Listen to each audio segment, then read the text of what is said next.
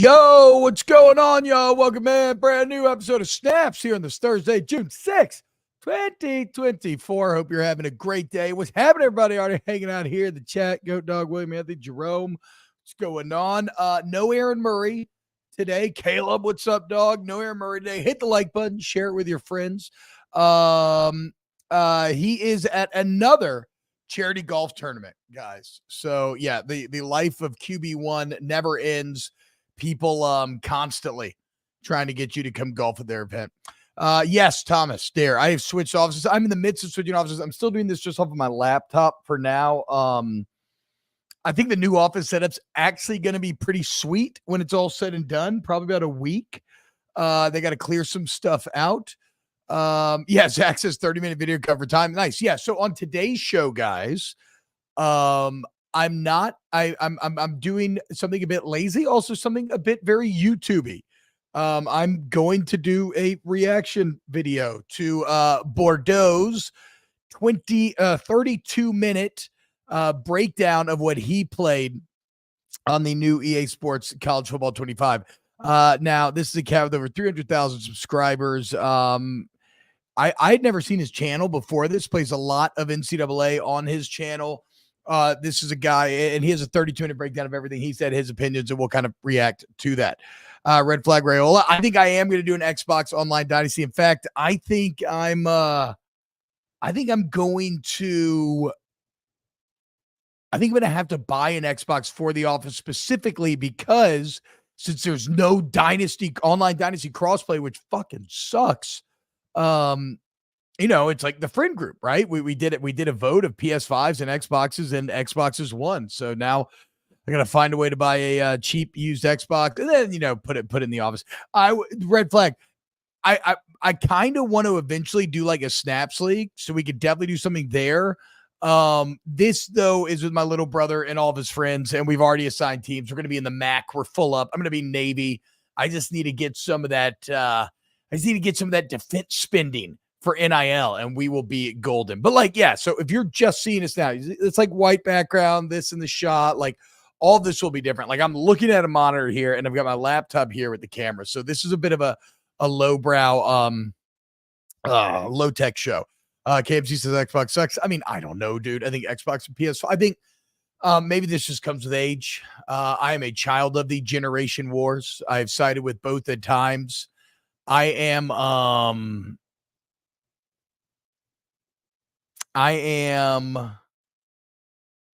sorry, the painting comic I was taking.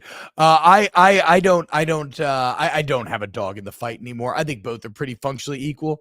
I think PS5 has some better exclusives. I like some of the initiatives that Xbox has had. If I do get an Xbox, I'll be interested to try out Game Pass, although I don't have enough time for Game Pass, unfortunately, anymore. Yeah, Jav Solo, it is funny. He says Nintendo's the GOAT. The meme of like I think it's two girls fighting on the beach, and there's like a dude sitting over there in the corner, like hitting the dab, like just watching. To me, that's Xbox and Sony fighting, and Nintendo's always just been sitting there, just watching, doing their own thing, being like, we should make a controller as fucking insanely shaped as possible. Let's do the GameCube controller. Hell yeah. And then there was Wii, and then Wii U, and like the Wii, they're like, motion controls are the future. Then the big guys go to motion controls and like, well, actually with the Wii U, we're bringing back graphics. I always thought it was very funny. And then they did Switch, which is, the biggest console in the world, I think. Maybe bigger than PS. I'm not 100% sure on that, but I'm pretty sure. And Switch 2 about to come out. Very excited to see what that's all about. AK says, got to Switch, but I don't just want to play Mario all the time. I mean, look, they have a lot of great games. When Switch hits, it hits. It's a great place for a lot of indie, kind of indie computer titles or smaller computer titles. I think the last game like that I would have played on there was years ago was Dead Cells, which I absolutely love. But look, Mario Odyssey is an all-time favorite game. Breath of the Wild's an all-time favorite up there as well.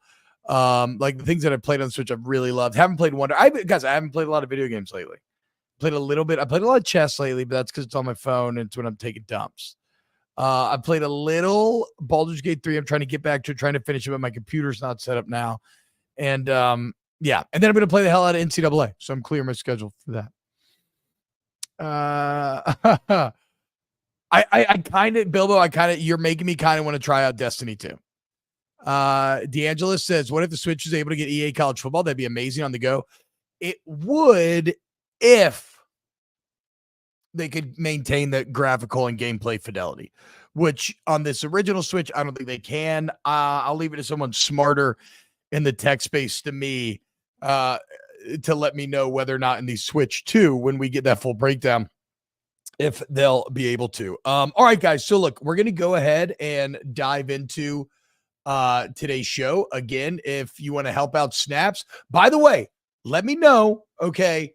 If you're already a subscriber to Snaps on podcasts, we now are up. I have the new host site set up. Apple approved it, so it is back on there. Now, I think I'm just waiting on this 301 redirect. And if you're subscribed, you should start getting new episodes in your feed immediately. So we are making actual progress on re-getting the podcast uploaded on a consistent basis, my friend. So thank you for sticking with us. As always, we kind of go independent here. Hit the like button, subscribe, all that good stuff. Might have the ability for super chat soon. I don't know. We'll see. Anyway, let's dive in to this video. So again, this comes from Bordeaux. I believe if I did things correctly, but I'm an idiot, no guarantee. If I did things correctly, you should see a link to his channel and the original a video in there as well in the description. Let me know if it's in there. What was this? Bo Kenny, T-Bob's that LED ring light make you look better? I mean, yeah, proper lighting makes anybody look better. This is true. I don't have proper lighting on me right now, but that is true. All right, my bad. I'm stalling. Let's get in here. This, again, this comes from Bordeaux, and we're just going to react to this, and I'll let you know my thoughts on it.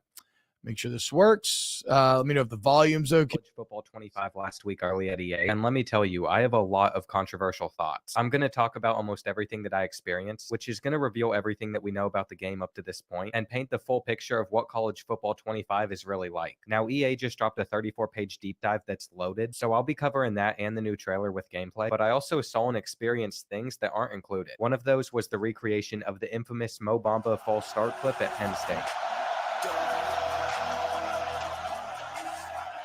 During a presentation, they showed us a recreation of that in-game, and it left me with chills along with everybody else in the room. So that's when it really hit me how crazy this game is about to be. Don't get me wrong, though. There's still some issues that the game has that I'm not afraid to mention, and I'll be working with EA on some things, but they still want me to have an opinion and voice my concerns. When I was there, I was honest with the dev team about things that I thought would ruin the game, but they were very receptive of it. And one of the big things that scared me was X factors and abilities coming over from Madden, so you can imagine my reaction when they first mentioned abilities during their presentation. They are in College Football 25, but X factors are not. And the way that they put them in the game is actually really neat. I'll say this before I know what he's going to say on the abilities. I am approaching this. I've not played a football game probably since, honestly, like Madden 11. I didn't play a lot of NCAA by the end of its run because I just got done with college football and I was kind of college football out in some ways. And so this recent crop of kind of finding ways to almost RPGify some of these games, I don't know. So like, I don't have any predisposed motions about like, did X factors ruin Madden? Did abilities ruin Madden? I don't know. From what I have read about abilities, I feel like I really like them. I feel like it makes a player feel like a star. It makes him feel unique. I like the different levels, how you have your bronze, silver, gold, and platinum that will affect kind of the efficacy of the abilities. And it, you know, as someone who like just comes from a general video gaming background, it kind of has that sort of hero shooter Overwatchy type of feel, which Overwatch was awesome for a very long time until it wasn't, but it was awesome for a very long time. All right. Let's see what he, who has much more experience, see what Bordeaux thinks about the abilities. The first thing I want to point out is you're never guaranteed a specific result or animation just based on an ability. So that's big for me. And their blog goes on to say that they're introducing 80 new abilities, the majority of which are completely new to the football gaming space. Again, they're reiterating that they're purely situational boost and there aren't any guarantees with them. And just that they're categorized into two different groups, physical and mental, which I just touched on. And all of them are further divided into 4 tiers, bronze, silver, gold, and platinum. If you've ever... yeah, you get 5, let me go back. You get 5 physical abilities, 3 mental abilities. The no guarantees, I think, is important there, right? So this is not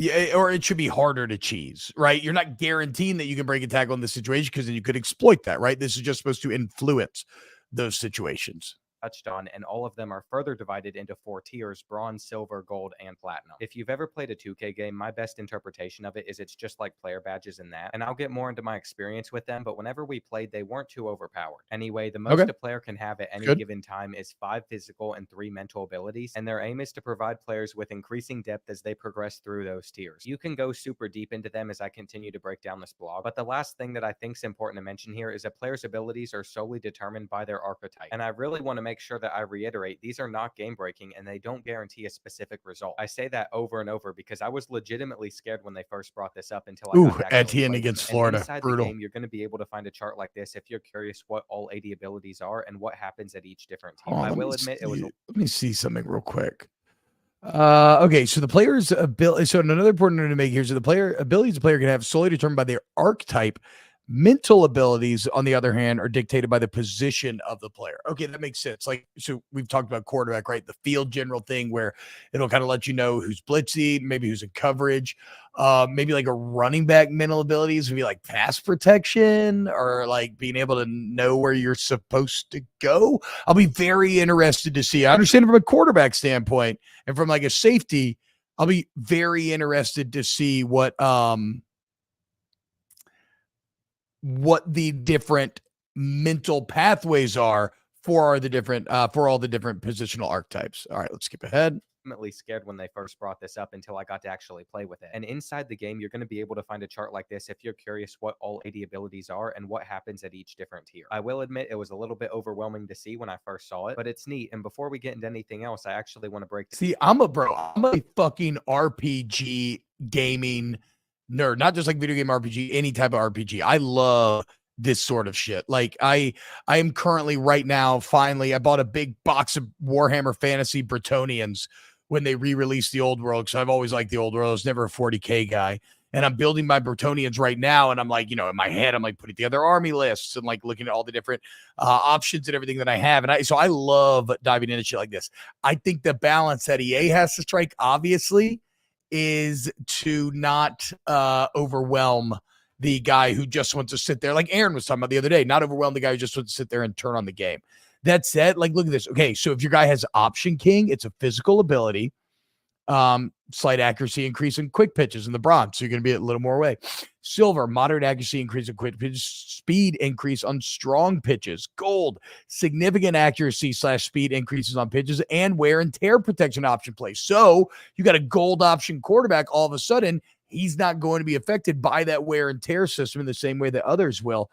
And then if you're platinum, you get ultimate protection from wear and tear when colliding with, ultimate speed and accuracy increase and additional wear and tear protection. There's workhorse downhill. We only get one mental ability here. It's field general. We don't know about that. Down one of these abilities. This covers the field general one, and if you pause the video, you'll be able to read each of these bullet points if you really. How they balance this is going to be the best part. I think this is genius. Like, this does the thing that I didn't know exactly how you do this in games, where it makes you feel like an elite quarterback without needing an elite quarterback's knowledge. You don't need to be able to yourself recognize, that's, they're trying to make it look like cover 2, but actually, if I could tell by the alignment of the safety over the guy, the nickel, that it's a cover 1 and the corner's coming, blah, blah, blah, whatever. Like, field general does all of that, and you just get to kind of play and react to the information that the game's going to give you, and you feel like you're playing elite quarterback. So if you are an Ultimate Team fan, which again, I have no opinion on, except that I think it'll probably ruin the game in the future, maybe not right now, it's going to feel really good to get a big-time field general and potentially be like a great advantage. care to. But basically, from the lower tiers, blitzers are highlighted, but only after the snap. And then by the time you get down to the platinum tier, it allows you to see a lot more things before the play. What tier of ability a player has is all determined by what their stats are. And I can't 100% confirm this, but just by talking with one of the devs, it seems like your abilities are decided by what stat you have in one or two categories. So let's say Travis Hunter is 84 stamina, and that puts him in the silver tier for recoup. If he gets like 85 stamina, maybe he'll move up to gold, and if he clears 90 stamina, that'd probably put him up into platinum. That's how I understood it, and whenever we played the game, it just made interesting. Wait, so he said decided by what stat you have in one or two categories. So let's say Travis Hunter is 84 stamina, and that puts him in the silver tier for recoup. If he gets like okay, this is interesting. So I'm planning on playing online. I'm planning on maining Nebraska, right? So what this is telling me is Dylan Raiola would probably start as like a bronze field general or something. If he were to go out there and play very well during the season, who knows?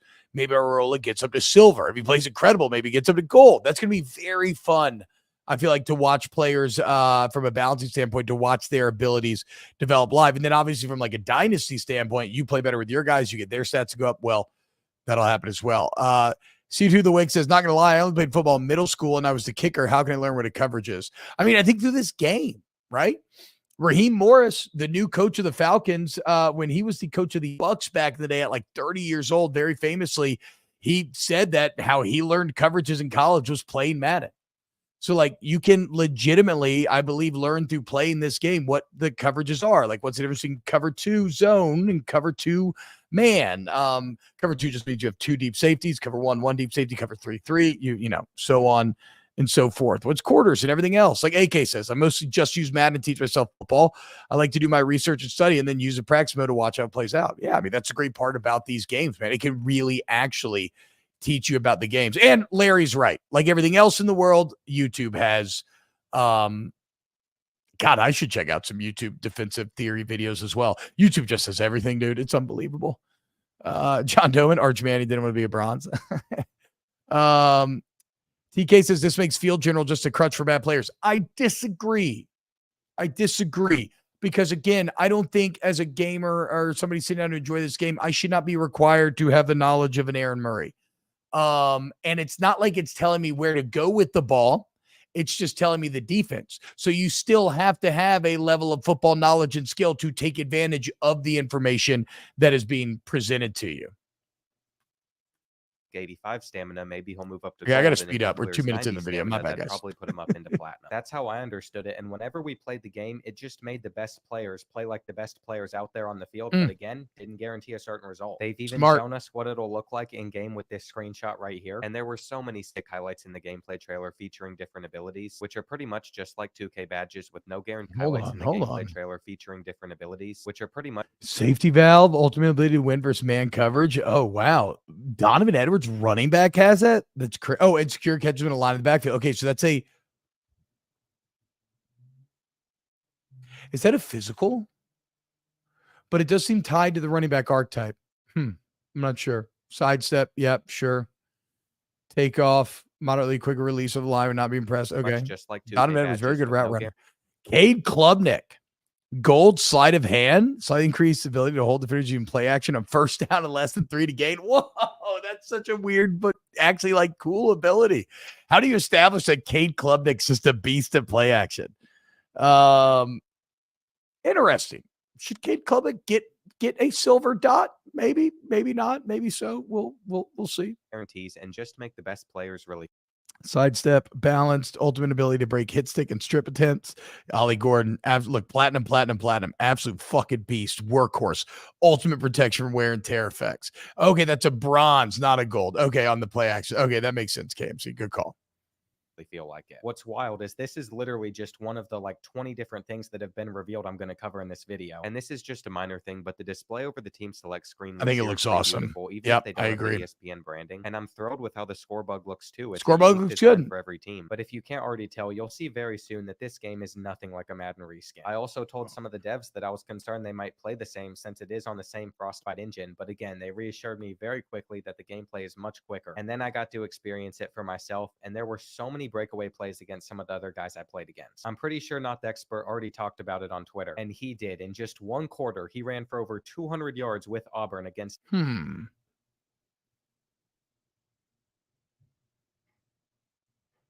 Hmm. I mean, I love how what he's talking about here. The atmosphere. I let's wait and see Deion what they Walker say. in my Kentucky Wild. 200 rushing yards in a quarter feels a bit like a bit much, a bit grandiose, a bit gluttonous. And I want the breakaway plays because those don't exist in the NFL because everybody's really fast, everybody's really good. And in college it does happen, but you have to find the balancing act.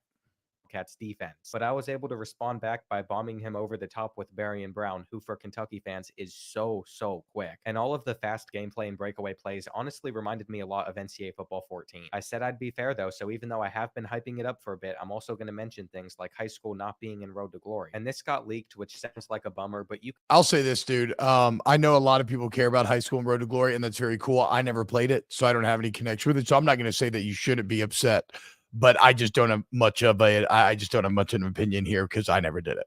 can still decide what type of prospect you start with. I think the ranges are from like 65 overall to 79. And we weren't able to hop into this mode ourselves, but once you all see all the other stuff that is in Road to Glory that they told us about, I think you're going to be very excited. More will come in the future, kind of like this huge gameplay drop today. And one of my controversial opinions is I don't think I'm going to miss high school being in Road to Glory. I know that's kind of a big part of getting recruited. Okay, but there we at least go. on NCAA Football 14, it was really dull. You could have a scholarship offered Alabama in like 3 games, even playing on Heisman. And if you wanted to roll. So that was kind of my problem with it.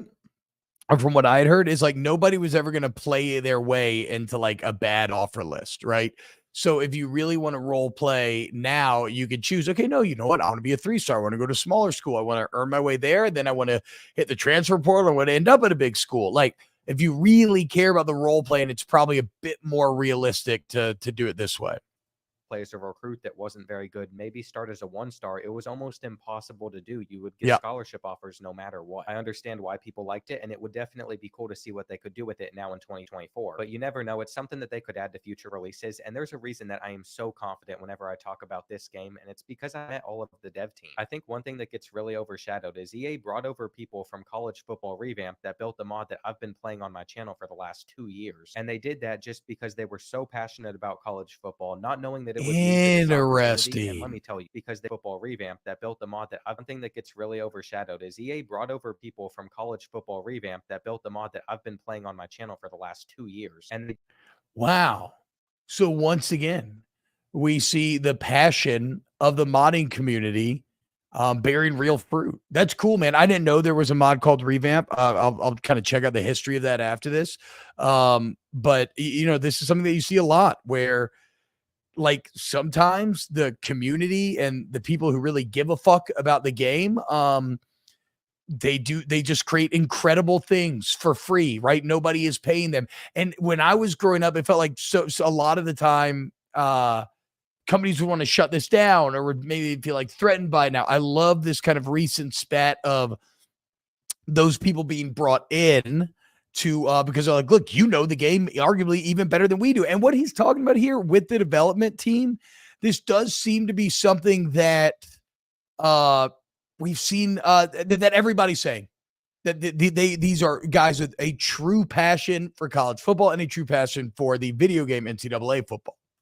Did that just because they were so passionate about college football, not knowing that it would lead to this opportunity. And let me tell you, they had a huge impact on this game. But I think the best thing about the entire thing of being at EA was just seeing the dev team like grinning ear to ear as we react to actually playing. They were so passionate, and that level of detail and care really shows whenever you have teams like Arkansas State's water fountains going off when they score a touchdown. And I got a little sidetracked there, but I'm just trying to convey why I know this game is going to be amazing, besides the fact that I played it and saw it firsthand. Seeing the behind the scenes of what goes into making a video game, especially one that looks as realistic as the ones they put out, was super eye-opening. And I'm honestly super thankful that you all put me in the position to have that type of opportunity as well. But now we should talk about one day, boys. Because this one day that's going to be us on the game. The feature pretty much just ensures that every hit matters, and not all. Not going to say, okay, before I get into, I don't know what he's going to say about wear and tear.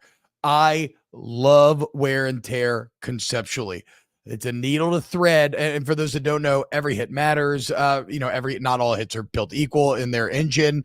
Like a big hit will affect more, but you almost have like a battle royale style outline of your player, all his different body parts, and you've got health.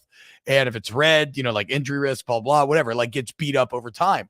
The more hits you take, the more you're going to kind of wear down as the game goes on. Very realistic, in my opinion. Stop some kind of cheesy, like giving somebody like 18, or like 50 rushing attempts, or just rolling out a quarterback and taking a big hit every time and getting rid of the ball at the last second.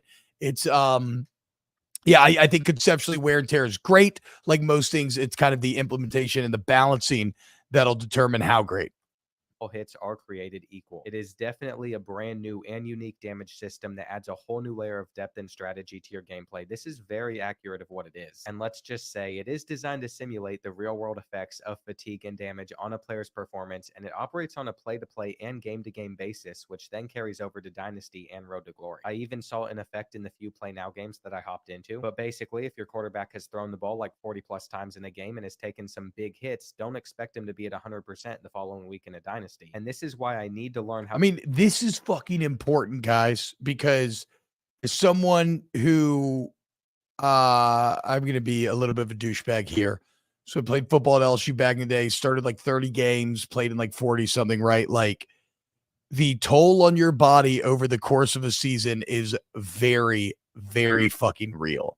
And I like them engaging with this as long as there's avenues and like resource management where we can try to deal with it. Whether it is like maybe, giving like not throwing it like 40 plus times, right? Being like, I got to run the ball here because I need to take some pressure off my guy. That's realistic. Maybe there's like resources you can commit to player recovery. I know when we talked to Matt Brown, he talked about if your player signs like an NIL deal with like a massage company, that they'll recover faster. So if there's avenues to combat it, yes, but I really love this. This has a probably a stunningly underappreciated element to Dynasty here in terms of emulating real life.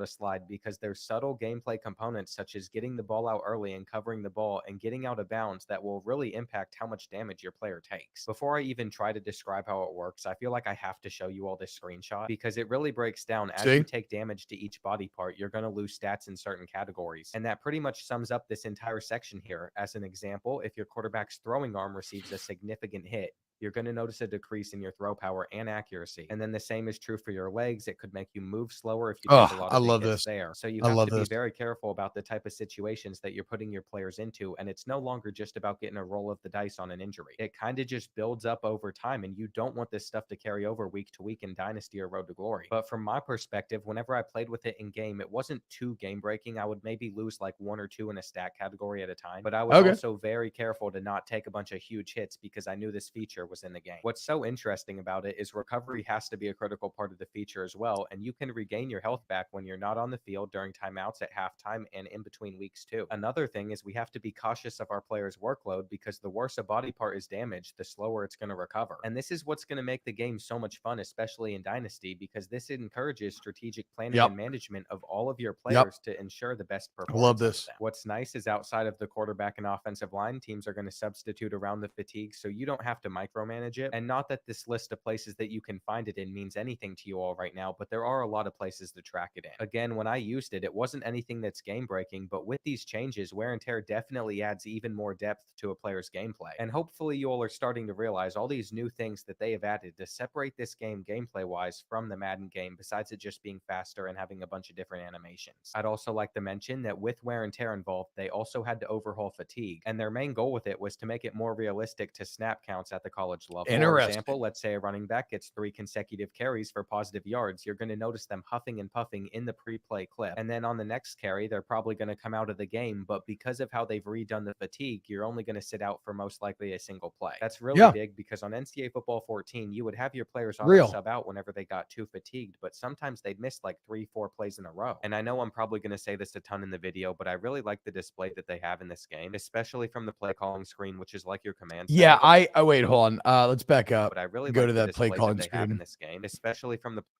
I love this, guys. I love this. Well, okay, this is Okay, this is if you go formation, gun, and then all your different forms of gun up here. I want to wait till he shows the other screen. Play calling screen, which is like your command center. But before we get into the next big addition, I also want to just say I didn't hear a single thing about Ultimate Team the entire time that I was there. Take that as you will, and the menus were also very quick and responsive. I was concerned about this. I voiced my concerns to the dev team because of previous experience on another football game, and the menus were actually really good. You're probably starting to see I went in a little bit scared, and I've come out so pumped up and amped up for this game because of how happy I am with what I played on. It's so nuts though, because all of the features are just going to keep on adding up. Another neat thing that they added was they changed the kicking from NCAA football 14, and it makes sense because college kickers are not good and they miss a lot of field goals, especially short ones. Being able to drill 63 yarders whenever you want on NCAA football 14 with no issues was not realistic. Yeah, so that's why you'll see that they have completely overhauled the kicking meter here. It's genuinely difficult. I didn't hit a perfect kick once and I played for hours. I know the kicking thing's a smaller detail than some of the previous things I've listed, but it was something that really caught me off guard, and I was glad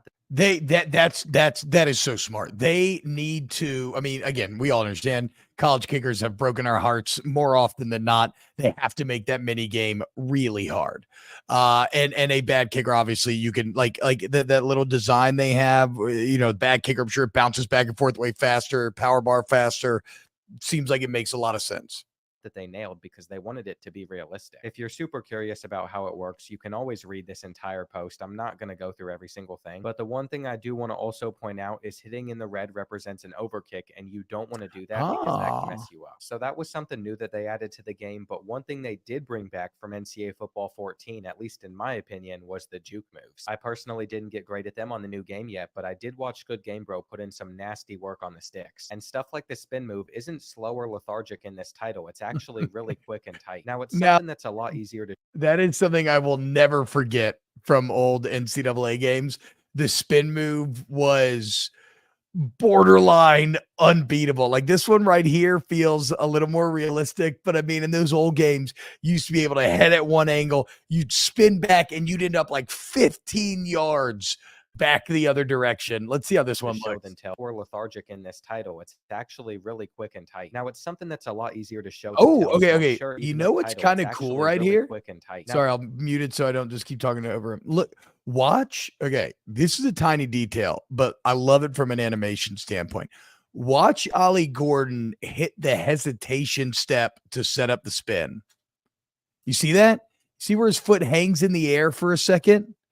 Like, boom! That's pretty badass. That's pretty realistic to me.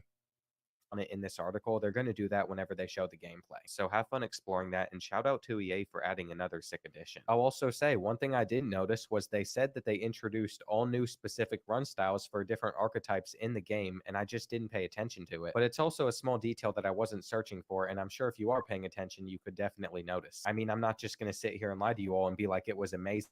I genuinely did not see it, but of course it's going to provide a more in-depth and personalized gaming experience, so that's a good thing that they put in. Now, one of the staples of college football is definitely the option game, and it really threw me off at first because they reversed the controls from 14 with it, but they made it much more realistic. Basically, to keep it simple, the first thing that they did was make the mechanic mirror the real-life quarterback and running back exchange, which it didn't do in 14. So just like in an actual game, the quarterback's going to place the ball in the running back's belly with the intent that he's going to hand it off to him, but if the read key comes down, he's going to have to pull the ball by pressing an X key. On 14, if you wanted to give it to the running back, you'd have to hit that button, but now if you want to keep it, you have to hit that button. And I like small change, but one that makes all the sense in the world, right? You want the button press to dictate you doing something. So if the play in a zone read is to hand the ball off 90% of the time, or maybe not even 90%, right? But if option one, goal one, is to hand the ball off, then yes, the button press needs to trigger option two, which is the quarterback pulling. I cannot wait to do option stuff with Navy. And just your classic zone reads. I mean, reading that defensive end crashing down, like when I was playing football, that was a play that kind of got created around that time with Urban Meyer popularizing it and everybody suddenly using it. And the way that it frees up offense is just wild. I mean, you can read defensive ends. Sometimes you can let three techs go right there in the middle and you can read them. You can read linebackers. Like there's RPOs that you build off top of it where you're reading the DN to see if you pull or not, but then you're also reading the linebacker, see if he sucks in, if you're going to hit the tight end over the top. So this sounds excellent. Like that, it's going to simplify our reads while also making RPOs, which we're not very used to from 14, much more usable. They've added a lot of controls so you can change in live time what you want to do. And then this is another little tweak that I didn't expect them to mention, but you can have different pitches whenever running the option, just so there's more depth to the gameplay. Holding down L1 or LB will result in a strong pitch, while a quick tap will be a swift pitch. And there Fonz really says, I'm interested to see how the connection to the servers for PvP will affect the delay for button push. Do we know? I don't know this. I'm sure some of y'all hanging out here in the chat know. Is this going to be peer-to-peer in terms of online connection, or does EA have their own Madden and NCAA servers? Because peer-to-peer could get very sketchy, maybe a little host advantage if it's I'm just feeling like I'm talking about my Gears of War days again. But if it's if they have their own servers, then I don't think that should be much of a problem. there is a difference between the two. The quick tap one is pretty much just useful for tight spots, but it might not hit the pitch back in stride. And then if you hold down the button for a strong pitch, you'll want to do that when there's ample space between you and the approaching defender, which does require a little bit more time, but it also offers precise accuracy and velocity. Very realistic. Even back activated by double tapping L1 or LB, which I didn't even know you could do in previous titles. And everything that they've added has just been to refine the game. That's interesting. You've been able to fake pitch forever. I'm surprised that he's played as much, because he's played thousands more hours in NCAA than I have. But yeah, some of my favorite memories hitting a little fake pitch cut up with a great running quarterback. Although now you got to watch out for wear and tear. Play and make it a lot more smoother and enjoyable to run stuff like the option. We'd even get a little bit of it in the gameplay trailer. Hope Wooster says hi. Hell yeah. Tell Hope I said what's up. Tell the entire Wooster clan I said what's up. Go Deacons, indeed. Ask about last year. Sorry, this is a comment from somebody that we were at the same high school. Ask him about the last time. Ask about LSU Wake Forest last year in the NCAA baseball tournament. It's one of my favorite games ever. But it's hard to get a feel for how it plays when you watch it. And as somebody that didn't enjoy recent Madden gameplay, I said the gameplay on this game, so take that as you will. It's not just offense that has gotten some upgrades, though. The defense has also seen some different changes. And this is pretty similar to 14, where there's just a read key that determines what you do on the option, whether or not you crash or stay at home. But the computer is so smart now that when on the wide hash marks, they're going to react differently than whenever the offense is close to a first down or something else. Pitch keys also have more varied behavior, which is definitely needed, with the ability to bluff whether they're playing the quarterback or the running back. And I definitely noticed that when I'm going to be very interested to see how they do that, because a great defender, when they're defending the option, like the elite guys, they hit that sort of in between, right, where they're applying pressure. They're applying pressure to the quarterback. And so the quarterback feels like he has to pitch it, but they don't overcommit. And so right when he pitches it, bam, he breaks off, and it's a TFL. Like, how can I do that defensively? Will I be able to feel that? And then obviously it sounds like the computer is going to do that much better this time. Played the game, it wasn't as easy to just know 100% what the right move to make was. Now, I've already said I struggled to run the option because it confused me so much, the new controls with them reversing them. So I didn't run for 200 yards like Not the Expert did versus me, but I did figure things out eventually. For all of you that play this game a little bit more competitively, you will notice that they have removed base alignment, which never worked greatly, but now they've added disguising coverages. Whoa. Hold on. Sorry. I'm getting to a comment real quick here. Sean Michael says, just a reminder here, team upset Alabama would bully Michigan and rout them. All the real Snaps listeners know that is not fucking true. Brooks Austin said that. I was the only one on the show saying that was not the case, that Michigan had looked like the bully all year long, and that JJ McCarthy was hurt, and that's why he kind of struggled down the stretch. So don't put that shit on me. I never fucking said Alabama would bully Michigan. That's some bullshit. Anyway, sorry. Alignment, which never worked greatly, but now they've added disguising coverages, which is a super cool feature. This is something I wish I had a screenshot of, but you just have to visualize it. And of course, whenever you're on the field, there is a button that would allow you to command your secondary to position in the range of so many different disguised looks, and they can range from a high pressure cover 0 blitz all the way to a backed off cover 4 look. The defensive side of the ball, I think, is actually we do look like twins, Sean. That is fair, especially with the stupid haircut I got. But I think the defensive side of the ball may arguably end up being where if you have great football knowledge, you can take even better advantage of the offense. Because like he's talking about there, like maybe you can make it look like you're in like cover 3, and then no, it's cover 0 and you're coming after him, or vice versa. And more you know about football, maybe you can take better advantage there. This is something I wish I tried more of whenever I was playing the game, but we were just so excited to witness all the atmospheres, the new features, the gameplay, and disguising coverages will be a great way to confuse your friends in online Dynasty. Yeah. I'm not shutting up anytime soon either. There's so many more features, including something that's called revamp passing, and this was something that took me a while to figure out. This is just a very long way of saying you have almost full control of where the ball goes, what the trajectory is. And this is a new feature that really overhauled all of their passing trajectories, so you're going to see stuff you've never seen in a football game before. When I was throwing up deep bombs to Barry and Brown, sometimes it felt like the ball was lofted in the air for like 10 seconds. And if I put a little more power on it, it got there a little bit quicker with a lot lower trajectory. It's kind of funny though, because if you tap it super lightly, you could throw a slant across the field that just floats in the air forever. And throw power no longer refers to the distance of the throw, but how hard you can throw it, which changes things too. Depending on what quarterback you use, what his throw power is, how you're throwing the ball with him, those balls are going to travel way different than others. And is why this is crazy, because you know how like when you're getting ready for the NFL draft and a classic line is he can make all the throws. Now you're going to be able to feel what it's like to make all the throws. Swamp Tart says, haven't had passes like this at NFL 2K5. So that's what's interesting to me too, man. I'm a big NFL 2K5 guy. I think most people my age are.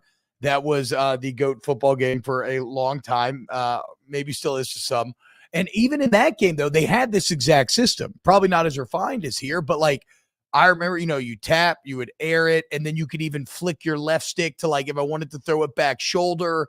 And it was wild to me that other games didn't have it to this extent. It seems like this is completely remade. And if you need to visualize it, like you could almost do it like where, at a tap, you have this full high parabola. Is that what it's called? And then the longer you hold that button, it's just going to flatten out. Just so it's almost like a graph where like, it's almost like pulling back like a, like a bowstring or something. I don't know if it's going to be very similar, Shawn Michael. Everybody's gotten, Shawn Michael says this game may not be Madden, but they use the same engine. It'll be very similar. Again, they expressed fears that they thought that might be the case, and everybody that played it said it's not. So we'll see. Felt at times. It's also important to maintain balance. So for years, they did mention that players could just hold a bullet pass with little to no consequences, but that's where this passing meter changes things. The distance of the throw and the quarterback's attributes and abilities will all affect the accuracy of a pass. And before I really take a dive into it, you're going to take a look at this screenshot and see that meter. What you really want to avoid is the red section. Yeah. There's going to be 3 colors on the screen. God, that makes sense, dude. The sections all depend on like the same things I just mentioned. I got goosebumps. I fucking love this, dude. I love this in theory.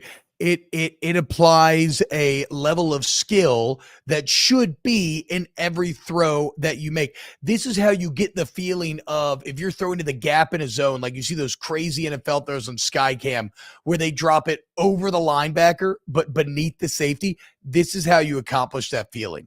Also, as somebody who, again, big Gears of War fan, big game, big fan of the active reload system, this almost is like an active reload sort of mini game feel to it.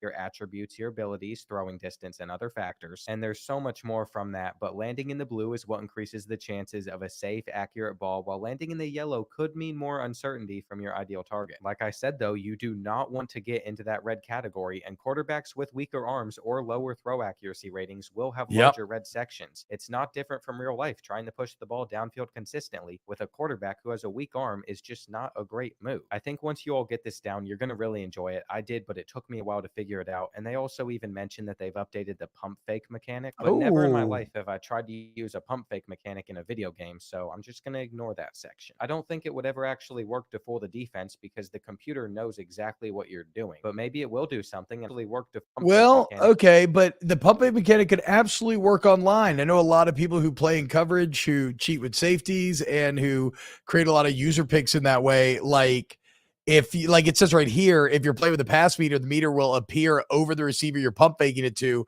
So like, yeah, you want to bait somebody online to going after the slant before you hit him with the sluggo, the slant and go, fucking pump, meter comes up, they dive underneath it, bang, gone. in a video game, so I'm just going to ignore that section. On the computer front, that's fair. I don't know like how the computer front would. I mean, in old games, you could trick him with a pump fake, so.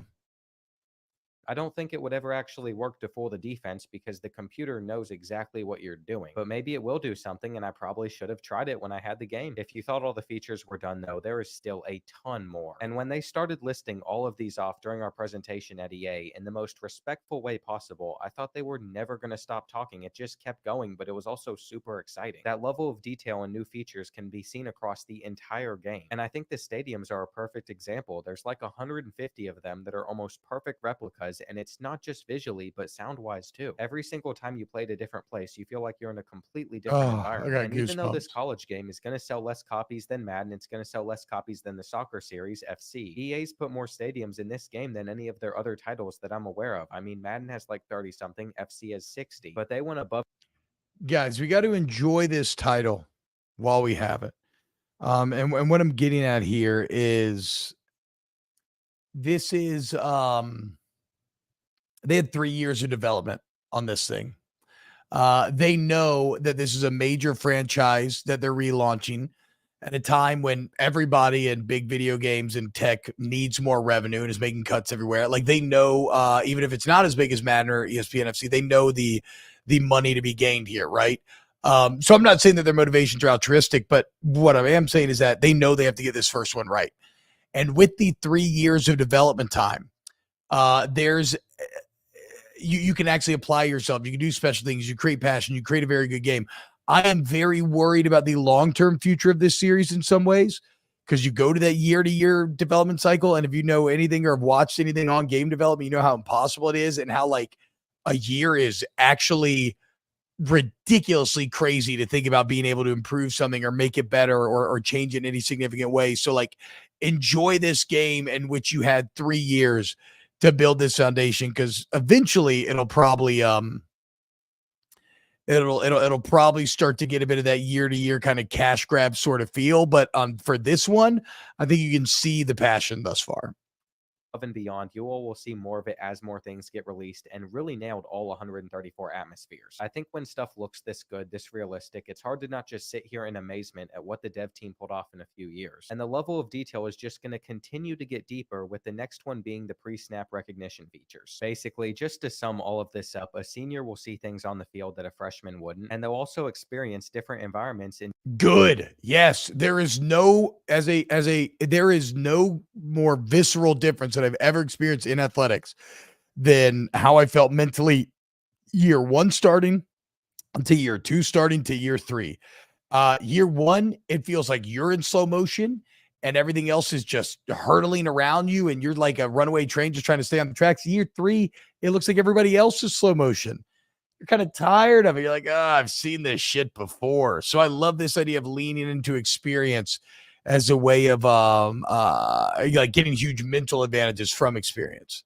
in different ways, as you can see that they have brought back something similar to the hot and cold system with the confidence and composure. Experience would obviously play a huge role in this feature, and a freshman is going to have more volatile swings compared to a seasoned senior. Yes. But to be honest, in my short time playing, this is another thing I didn't notice much of because I wasn't searching for it. As crowd level increases, though, I definitely could see this being something that has an impact on certain players, especially in a dynasty, but it was also balanced enough to where it wouldn't obnoxiously stand out like 90% of the time, which I think is a good thing. Those rare moments for an away team on a 3rd and 15 with the crowd roaring need to be special, and plays like that are going to be where you're able to notice some of these more in-depth features. As I'm saying that, it continues to touch on the exact same notice some of these more It's important to control the game. I love this.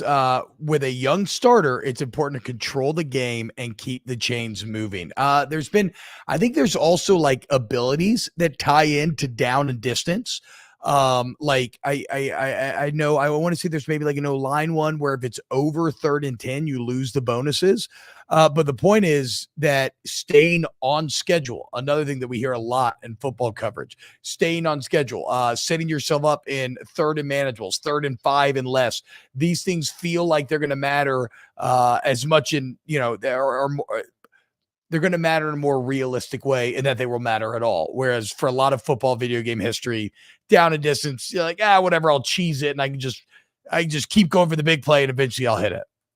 in-depth features. As I'm saying that, it continues to touch on the exact same thing I was talking about, like a rivalry matchup. And not only do events such as scoring touchdowns lift the morale of potentially your entire team, but also it's going to have a stat boost to some of your players. For example, a scrambling quarterback is going to have improved ball security, while a field general is going to benefit from improved throw accuracy if your player starts to cook. This is something you'll be able to track through certain coach vision things that we'll touch more on later. And there's honestly so many things going on behind the scenes with this gameplay determining outcomes that...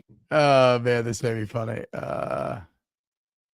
AK says every now and then there will be a cutscene showing Connor Stallions in the crowd somewhere with a Michigan beanie on.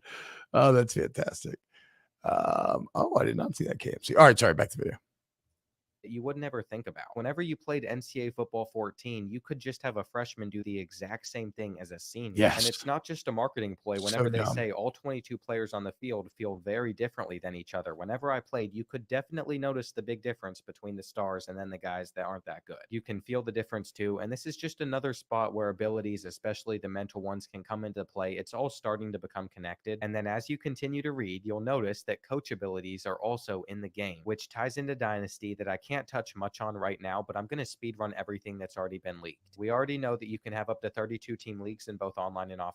Before we get into this, I'm going to lock in. I'm very excited to see the coaching skill trees in here and the coordinating skill trees and just all of the kind of Dynasty coaching elements. All right, let's get back to it. Speed run everything that's already been leaked. We already know that you can have up to 32 team leagues in both online and offline, and those dynasties can go up to 30 years in the future, which is honestly plenty. I don't mind that they cut it down from 60. I never got past 20 whenever I was playing, but if you're going to be upset over anything, it's probably the fact that there's not going to be cross-play in online dynasty. He went into the red. Future like they did with you saw that? The fact that there's not going to be throw meter. Spent a little too much time. I mean, awful decision anyway to throw this ball under duress. Throwing in double coverage of safety over the top, but like, yeah, just panicked. And they could always add it in the future like they did with Madden's connected franchise, but I'd rather them just make sure at least whenever this game launches, things aren't broken. I'll also say all the conference customization features that were in 14's Dynasty mode are in this one too, even going a little bit deeper. And you can start a Dynasty as either a head coach or an offensive or defensive coordinator. There's also a massive coach skill tree that when I talked to the devs, they told me that there was no meta to it and there's a bunch of different paths that you could take. But no matter what you do, it's really hard to unlock everything. And no meta is certainly a bit interesting. You know, is that possible? I don't. I'm not sure that I necessarily believe that's possible, but we'll see. We'll see. I feel like the internet will always find a meta. Where there are choices, there is a meta, and you'll always have your min-max gamers that are going to find a way. Can fire or hire coordinators in Dynasty, which you couldn't do on 14. They've also coded the non-conference schedules to accurately generate all the way up to 2032, but you can change those games if you want, and they pretty much just want Dynasty mode to be a sandbox for us. I'm so excited to go deeper into all of that in the future, but for now I can't. I have to dance around to the stuff that's already been put out, so I will just say recruiting's like a balanced mix of what 11 and 14 had. The transfer portal is in there too, but NIL is not, and even if the NCAA can't understand NIL, how on earth is a dev team supposed to code that in, especially when it's changed so much over the last 2 years? I wasn't expecting it, but what might be a disappointment is you can't export your draft classes from the college game over to Madden, but they made up for it because you can take your Road to Glory player over to Madden. There's a lot of great things that come with real players being in the game, but the downside of that is they don't have the rights to use those same college players in Madden, so that's why you can't export draft classes. EA's trying to let us customize as much as they can, which is very obvious as they brought back Team Builder for Dynasty, which really gets me excited, and we'll know a lot more about that, plus all of the other game modes the closer we get to release, which trust me is worth the wait. With this, I don't really care about Team Builder, but I know a lot of people do, so that's cool. I love more options is always good to me. And again, I do just kind of love the customizability that EA is putting into this, really showing that they actually give a fuck, which is hard to say with EA a lot of times. Let's see, get a couple comments here. Can we recruit and sign away a better coach from another team? Yes, I believe that you can. I haven't bought a game since Madden games 2009. I feel like new game's going to be over my head. Again, let's wait and see, right? We're getting nerdy about it here. We're going all in here. I don't know that I would imagine it's still going to feel pretty fucking good to just pick it up and play. We'll see. Thank God you can finally fire a coordinator, the most real life feature ever, blaming your failure on the DC. Yeah, they call it the James Franklin. Okay, your offense disappoints. Just fire another OC. It's that guy's fault again. Speed run of stuff that's already been leaked out of the way, though. Back to the stuff we got gameplay and a huge article on, and one of those is Coach Vision that covers a ton of different things. Basically, it's just a way to see things pre-play, like this is what the composure and confidence screen looks like, and then there's also a wear and tear one, which is a completely different look than what this is. Back to composure and confidence, though, the red bars mean your players are getting hot, which is good, and then the blue bars mean your players are getting cold, interesting. Then there's the ability screen, which allows you to see all the abilities for players on both sides of the ball, but this is one of the few things that I will criticize. It's a little bit confusing if you don't know what all those logos mean. The only reason that's not a big issue is these abilities aren't guarantees that things will happen. It's pretty much just on there because they have a certain stat that's really high. So it is what it is. And then there's the matchup thing that they brought. Has anybody in chat ever played Blood Bowl? The board, the fantasy miniatures football game, fantasy football. Only the fantasy is like orcs and dwarves and elves and whatnot. It's made by Games Workshop. Because I was in Baton Rouge randomly has an incredible Blood Bowl scene. And in my favorite shop, Little Wars, I played in a 32-person league a few years ago. It was incredible, but it's kind of the same deal throughout the year. Your players gain experience, they would get abilities, but these abilities feel so much like Blood Bowl. It makes me so fucking happy, dude. Oh, I used to love like getting like an extra agi point or like getting like a sure hands ability or something. Blood Bowl is one of the best feelings ever. Scott started Acolyte. I enjoyed the first episode. I got to see the second one. I thought it was fun. I think it was incredible, but I thought it was fun. I'll watch episode 2 and see that makes me even more pumped on it. Back from 14, but the display is so much better. It's also nuts that I've made it this far in the video and we still hadn't touched on home field advantage yet. Now, I think there would have been some riots if they didn't bring this back, but I've already alluded to how difficult it is to play at certain stadiums, like going to Penn State with them blasting Mo Bamba. I know it's because it's in the trailer, but there's something deeply funny to me about every time somebody brings up intense stadiums, they keep showing Pittsburgh. Alluded to how difficult it is to play at and no disrespect to Pitt, right? But like, I don't know. Is anybody intimidated at going to play at Pittsburgh or whatever this is?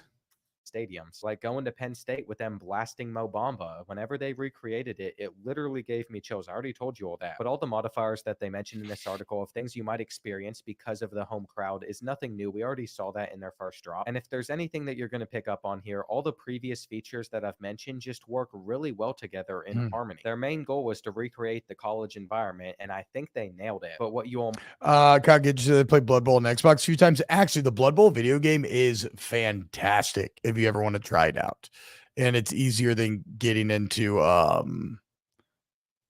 it's easier. Yeah, Chad Dog. I had a friend who wasn't into football, was into fantasy stuff, so that was a compromise. It's good friendship right there, boys. But yeah, Blood Bowl's easier to play digitally, but like I really like the hobby portion of it, though. I also love making the miniatures and painting them and everything. In fact, I'll show you my Blood Bowl team after we finish this up. Might really like is they brought back the stadium pulse meter from NCAA football 06, and that's the first college football game I remember playing as a kid. Just like back then, now if you hit your right stick, you're going to be able to pump up the crowd, making them even louder. And of course, they just want to make sure that you know all the home field advantage effects are only going to impact the visiting team clearly. This next feature, though, is probably going to make a lot of Madden players upset, because if you look at the hot routes on this screen, you'll see that you can put any route that you want out there on the field, no matter who the QB is. Yes, that even includes the halfback angle route every single time, and I definitely abused it. But there is a counter that I learned to it very quickly. And halfback angle, the most man-to-man beatenest route in video game history. Probably the Madden I played the most was Madden 09, and when I tell you Reggie Bush used to be a fucking dog in that halfback angle route, we'll see then. T-Bob, you running the Snaps PS5? Not any Aaron run their Xbox. I think I'm actually gonna end up buying an Xbox. Chad Dog. So probably end up on the box, unfortunately, dude. Although personally at home, I'll be I won't. Sean Michael, I don't know why they don't get rid of that play, because they can. It's a very real play. It's just not nearly as effective in real life. You got to figure out how to make it less effective in video game, which I'm not sure of. and that is the home crowd. Whenever I played not the expert, I was Kentucky, he was Auburn, he had the home field advantage. And because Varian Brown is so quick, I was trying to hot route him onto a streak on every single play, but whenever it got super loud, it wouldn't actually put the hot route in the game. If he was originally going to run a slant, he'd still run a slant. It was like he couldn't hear me telling him to run the new route. So your initial play call still matters. You can't just change your routes all the time, and that's why I don't think this is too overpowered. I also wish I could say that I tried the new Bang 8 route, but I didn't even notice that was in the game. But I did figure out how to use the new custom stems hot route, which is just a new feature that allows you to adjust the distance of this could be cool. Route, so you could make a comeback route a lot deeper or a lot shorter. This was actually a really neat feature because now you can make a wide receiver run wherever you want him to on the field. And then on the defensive side of things, there is also a risk factor associated with run commit that has been toned down. In previous games, you were pretty much guaranteed to give up a touchdown if you guessed wrong, but now on this title instead, there is a penalty, but the mechanic's only going to affect the players positioned in the box. That means when you run commit, your DBs aren't just going to be beaming for the backfield. They're still going to play coverage on their guy. And just for Madden players' sake, I'm really... So, like, if you run commit play action, then something like maybe you're a tight end that's being guarded by a linebacker or a back out of the backfield, a fullback or something, that'll have a greater chance of working out. That's a good change there.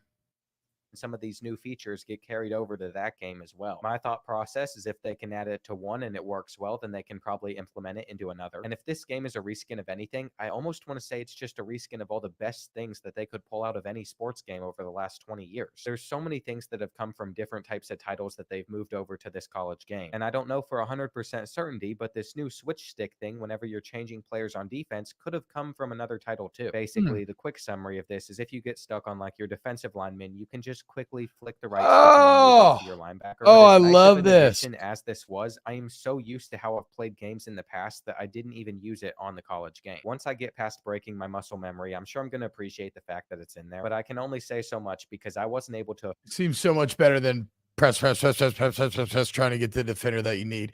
Yeah, I know, Shawn Michael. It's ridiculous that they didn't make for PC. It's fucking lame. I agree. Effectively use it in the few hours I played. Also, at this point, I can't believe that I'm still going, but there's another 12 pages, and there's so many more things to cover. It's just nuts how much they've added, especially to the gameplay. Custom playbooks, one of the coolest parts. 1,500 new plays, more than 50 formations, and then each team is going to obviously have a very specific team playbook that's going to reflect their current offensive and defensive trends, which I just used Kentucky, but it did look accurate, and they're all based on a variety of play styles, such as the air raid, multiple pistol, kind of like what you saw 14. I'll definitely say they're more unique though, and there is a new type of trick play that I did run once, just not effectively. The problem with trying things for the first time is you don't exactly know what to expect, so I kind of messed some things up. But there are so many neat things in all the different playbooks, including the addition of trick plays like the double pass, reverse pass, you know, all the good stuff. If you're a super nerd like me, you're going to read through this entire article and see all the little bits and pieces that they talked about, but at the end of the day, it's more something that you have to see with the actual gameplay, bits and pieces that they talk. A new glance RPO type has been added, giving players the ability to read a safety to the side of the glance route, which is a short post. So that's kind of what I was getting at early with the linebacker, the tight end, a play we used to run, where it's a running play unless that linebacker sucks up and then the quarterback's going to pull it and throw it. This is what that's talking about right there. Very happy to see that's in the game. About, but at the end of the day, it's more something that you have to see with the actual gameplay and not just off of screenshots and words. I haven't touched on the defensive playbooks yet though, and there are some new formations that definitely weren't in 14. They might have been Madden, but I've never even heard of the 3-3-5 tight. There's a lot more variety. 3-3-5, 3-2-6, all that relatively new. All of that too, but all of more mainstream than it ever was back in the day. The features at this point are never ending. They've included now 2 different types of no huddle with a turbo tempo type that they also have in here. And with just the basic no huddle tempo, players rush back to the line, offering the traditional tempo option on Y triangle, which they did make more realistic. You can audible to other plays in that same formation, but you can't just select from an array of them when you no huddle. As for the turbo tempo that I didn't even know was in the game, there was so much they've added, they didn't even cover this in the presentation. But apparently you are just trading the ability to hot route and audible at the line of scrimmage for the advantage of the defense not being set, and this would have been such a cool feature to use if I knew it was there. It even makes the defensive line being slower. This is how I would have done games. Yeah, me and Aaron talked about that the other day. The defensive line being that's really one of the main advantages of tempo is making the D line slower, and there it is right there. Okay, so you're not going to have hot routes or audibles. That makes a lot of sense in the defense. Slower. This is how I would have won games. And of course, if you want to define one of these as your main play style, you're going to be able to change that on the play calling screen, kind of like you can do in Madden. Just by taking a look at this screenshot, my assumption is it's going to be in coach adjustment. I love this in terms of how you're kind of start, the first hopper you start in. Do you want to choose a player to highlight a player who maybe has great composure, who's hot at the time, formation, a concept, play type, personnel? Love it. But there's just so much depth to this game. And of course, the AI is going to replicate whatever the school does in real life. I'm going to be really interested to see how everything plays out, though, because of the new AI. The clock management's not going to be completely broken like it was on 14, which makes some of the tournaments interesting. And it also says in situations where players or the AI are about to audible, players will glance towards the sideline, looking at the play caller holders. And if the defense is caught looking to the sideline, they will be slower to get off the ball. This screenshot right here kind of captures it. You can see multiple Georgia players looking over to the sideline. And by the way, there's been so many things that I didn't even have a chance to mention the scoreboard. I don't care that there's no ESPN presentation on it. It still looks incredible. Okay, now that we got that out of the way, we're getting into even more features that I didn't experience. There's just so much depth to this game. And it's kind of fun that even though I played it, I'm finding out more and more things that I didn't even know existed because they didn't have enough time to talk about all of it. It says making a debut in this year's edition, the real-time coaching feature is an adaptive coaching engine designed to authentically enhance both offensive and defensive CPU gameplay. Okay, I don't even think I need to read all this. It's probably just the computer being a little bit more aggressive in the right situations, just being smarter with it. Why does it keep happening? In this real-time coaching goes to this unique adaptive adjustment levels. I mean, different coaches reacting to differently in past games. Let's create a more authentic, dynamic, and unpredictable game environment. Additionally, the AI now has access to the full range of adjustments like a human player would make. So yeah, basically, I think the AI is going to be way better at stopping what you're trying to do or adjusting to it if you're having success. You won't be able to cheese them the whole game. Apparently, they can make exact adjustments just like the user might do in an online game against somebody else. This is just one of the numerous reasons that I'm probably going to struggle playing on Heisman for a very long time. And the more that I read about this defensive AI, the more I realize why I was struggling when I wasn't playing on the hardest difficulty when I got to touch the game. All of that's probably boring to most of you, but if you want to pause, you can read it all. It's just really cool to see the implementation of this foundational feature that's going to make the game so much more realistic. And now we have a section called In the Trenches. All the features that have been mentioned above are Sean Michael, one of those a trait you can have that shows blitzers. Yeah, Field General. Field General will show you that stuff. Great, but we know that championships are won in the trenches. This is actually a really cool feature. I'm excited to talk about this one. I'm glad that they mentioned it. Here we go, boys. O-line video game talk. Everybody's favorite position in football games. Let's hear it. Because like this article says, if your offensive line can't hold up, nothing else matters. True. And that's why if you're somebody playing like a South Alabama versus Michigan, you're really going to struggle because of how lopsided it is. Whenever I played on NCAA Football 14, I feel like I could go in with any team and probably put up a decent fight. But on this game, if I'm like, all right, Eastern Michigan, time to go see if we can win at Penn State whiteout game, I'm going to lose by 50. The reason for that is some of the stuff that they've mentioned here, but they also want to talk about one of their new pass protection schemes. And I'm super glad that they mentioned here, but great defensive linemen can dominate inside just by using their size and strength advantage, create constant pressures, manipulating the pocket. A new pass protection mechanic has been added, which provides 6 pass protection targeting schemes. These schemes allow players to have increased control over matchups. Though through user interface matchup lines, players can now see who is targeting who, and indicators will show unblocked defenders. Additionally, the pocket formation of pass plays is improved to enhance the overall gameplay. Let's fucking go, dude. Are you telling me that if you want to go to the full depth that this game is offering, we're going to get into some pass pro scheme? I fucking love it. I love it. And if you watch snaps, I can help educate you on it whenever this comes about. Also, I love the Eastern Michigan example there because in my opinion, when it comes to college football, there is no greater difference between the small schools and the big schools than the lines of scrimmage. Skill positions a lot of times can be comparable.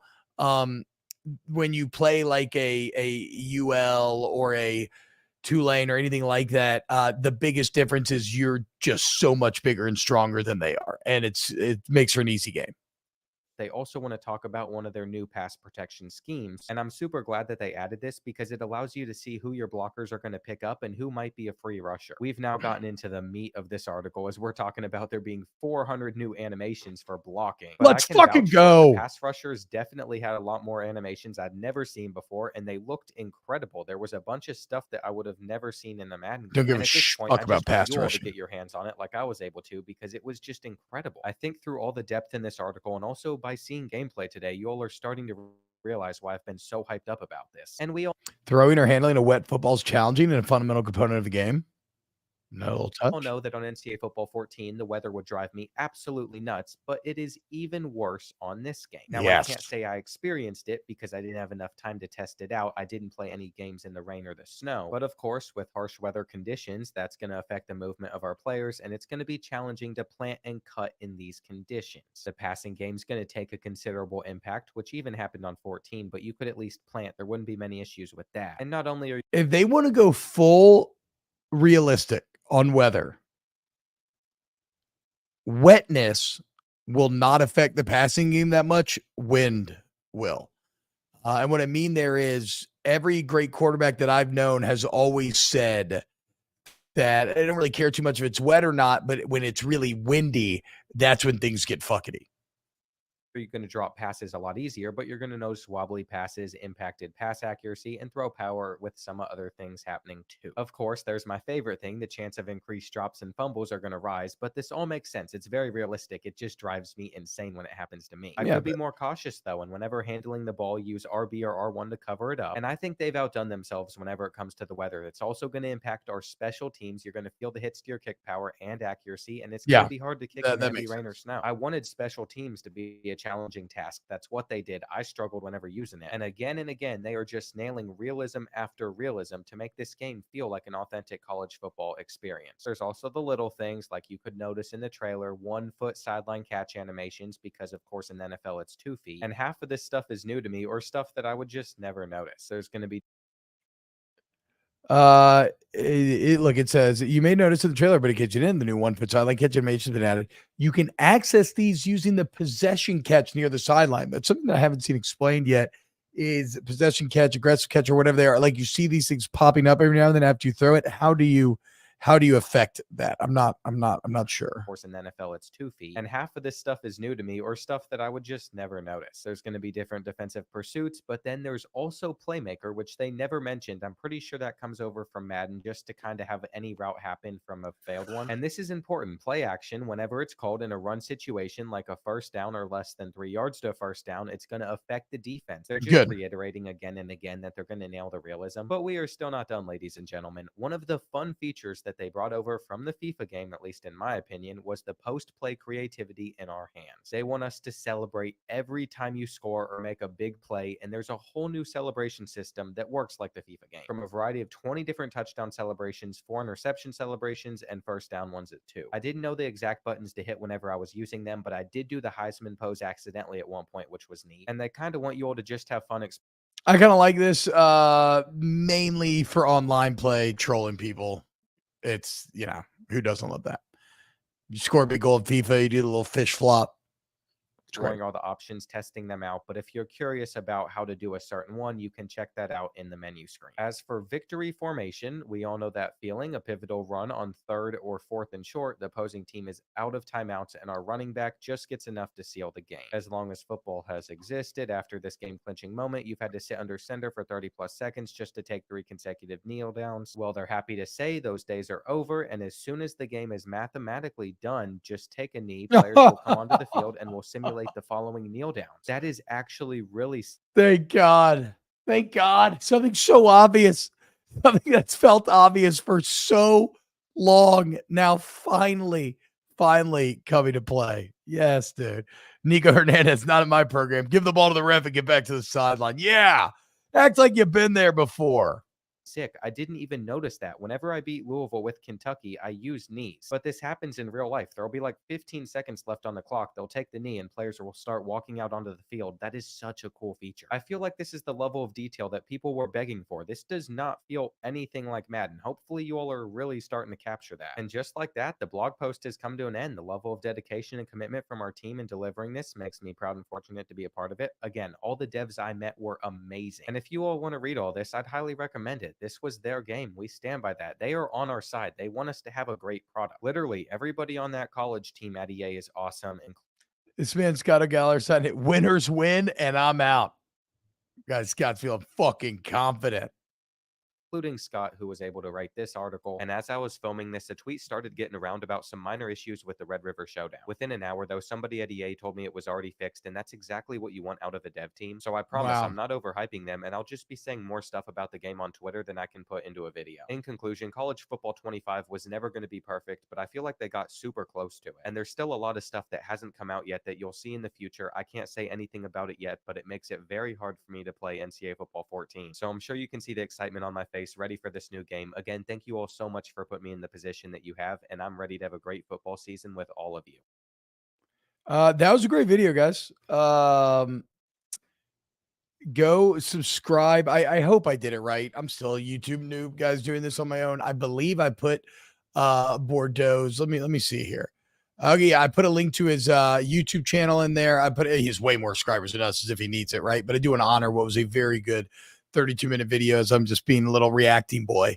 And then there's a link to the original channel as well. So look, massive thank you to everyone hanging out. This is Snap's College Football channel. This is temporary office right here. I'll be back tomorrow. I believe Aaron's going to do it. We're going to do a Friday episode tomorrow, which you normally don't do.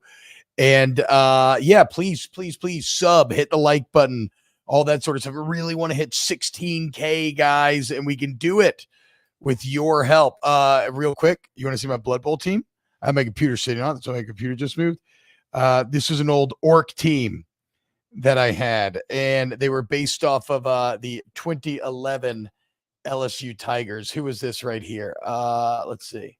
This was Michael Brockers right here. Look at that dude. That is not somebody that you want to fuck with right there. Let's see.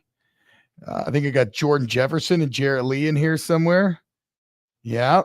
Look, here's Jarrett Lee getting ready to throw the ball. These guys finished second in a 32-person Blood Bowl league. So it was awesome. TK says, normally other streamers drop a link in the chat if you're curious how big YouTubers are. I mean, look, I watch a lot of Asmund Gold, right? So I'm no stranger to reaction videos. I feel like they always have it in the bio, like, which we have. So I'm happy about that. We'll see. But again, love you guys. We'll see you tomorrow. Have a great day. Please like, subscribe. Again, we should be back on pods. If you're already subbed, redirect should be going through soon. I'm going to double check. I'm going to ask them again for an update. But we're also like the new uploads. We're not going to upload today's episode. It's not very pod friendly, but the new episodes are already showing up on the Snap CFP channel on podcast. I'm sorry, guys. I've done like 4 or 5 hours of radio today. My brain is fried. You have a great day. We love you, and have a good weekend. I'll see you tomorrow. Bye-bye now. Bye-bye. Bye-bye. Bye-bye. Bye-bye.